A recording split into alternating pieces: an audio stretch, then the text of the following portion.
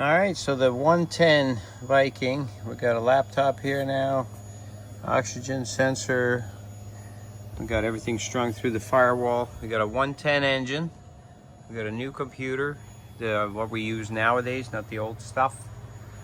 And we're going to program it, and then people have an option for the 110 engine if they want to upgrade to a newer ECU that's more programmable. So let's fire this thing up. Let's see, that'll be the first startup. And let me turn my O2 sensor to calibrate here, right there. So it's ready. Let's see if we can get a first start out of it, and then we can tune from there. All right, everything is clear. Here we go.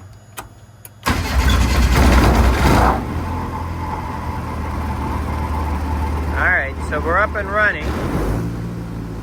That's kind of the hardest part, and then from here on we'll just tune it to run good.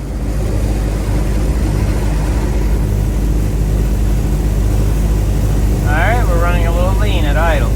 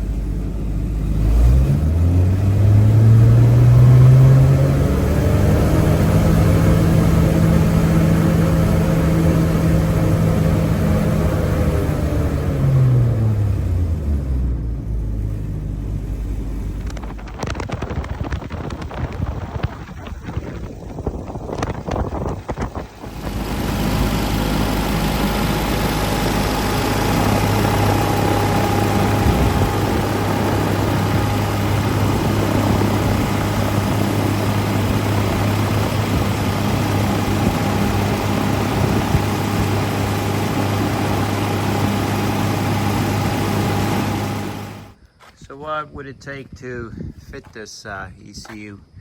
Well, we'll send you like a spare cam sensor here just to plug this hole, because you're going to take this guy and move it over to where the cam sensor used to be, underneath here, bolt it up there and plug it in. The 110 didn't have a cam sensor, it was a batch fired, but now it's direct fire to each cylinder individually. So cam sensor moves from there to here, and the spare one is plugging that hole, and then you plug this on here. You need this adapter here that'll get the original Honda sensor into this engine. That's 3/8 NPT and 10mm 10 by 1.25, so we can provide that adapter and a sensor for that. Air temperature is the same, except on the 110 it was never installed in the intake. It was just kind of clamped here close to the intake. We did add a knock sensor, so you'd have to dig out your wires around here. There's an adapter for the threads here, so you can use this knock sensor into the block, and the wires for that is part of the harness that you will replace. The crank pickup goes over there, and you just plug that into the top here. That's the same crank pickup, and we have it tuned for that and adjusted for that. And then you're going to have to provide 12 volts to the whole thing, and get the computer inside and everything. That hasn't been done here yet. We just kind of stuck it here for the tuning. And 12 volts for the ECU on the main power bus, and then ground is the same as before. Underneath here there's a bolt there for the ground on the harness, and then you just move the computer inside and mount it inside where the other computer was, and you have a more modern system. You have injection and ignition with no waste spark. It knows where it's going to fire when it should fire. You'll have a lot more programmable computer. In case there's an update, we can take care of that. And you'll get a little more power. You'll have an engine that is not batch fired. It has a cam sensor, so it knows when to fire each cylinder, and so forth and so on. So you would use this harness that we use also on the Viking 150. Obviously this isn't bundled anything, this is just to show it. So you would get a 150 harness, a Viking 150 harness and computer with the 110 software, and you'll make that work on the 110. This is one of the 21st 110 engines. It doesn't have the tubular manifold that later models had. It has a machine square box manifold. And so we took one of these covers, took that off, and we made an adapter out of that plate for the map sensor and screwed that back down onto the engine.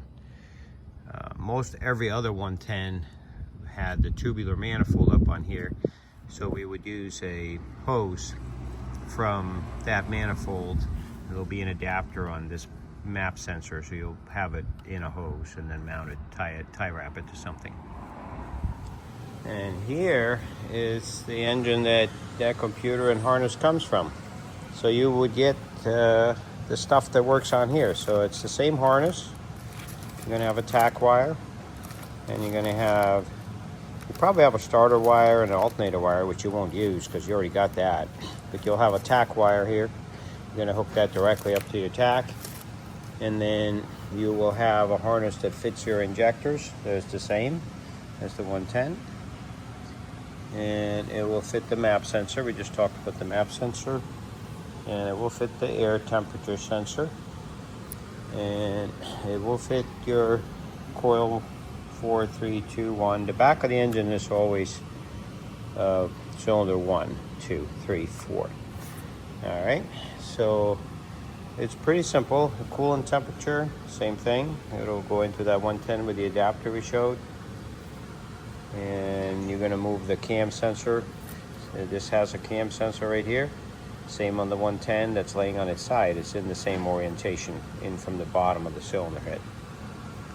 So you use the Viking 150 system for your 110 engine with the 110 software and programming.